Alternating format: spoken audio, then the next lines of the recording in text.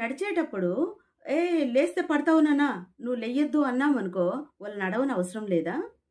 వాళ్ళు ఇంకెప్పటికైనా నడుస్తారా? వాళ్ళు ఇంక ఎప్పటికి నడవడం అంటేనే తెలియని పొజిషన్‌లో వాళ్ళు ఉండిపోతారు.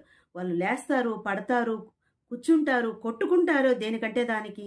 కానీ దాన్ని ఎంజాయ్ చేస్తూ వాళ్ళు నడక నేర్చుకుంటారు.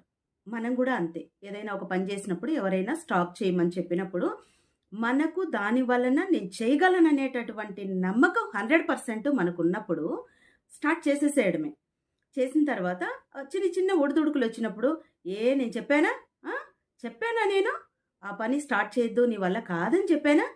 కానీ నువ్వు స్టార్ట్ చేసావు అని అదొక అవకాశంగా పట్టుకొని మనల్ని తక్కువ చేసి, జోక్స్ వేసి, క్రిటిసైజ్ చేయడం అనేది మొదలుపెట్టారు. అంటే హేళనగా మాట్లాడడం కానీ, మన నమ్మకం మీద వాళ్ళు మనకే అనుమానం వచ్చే విధంగా మాటలు గాని ఉంటాయి.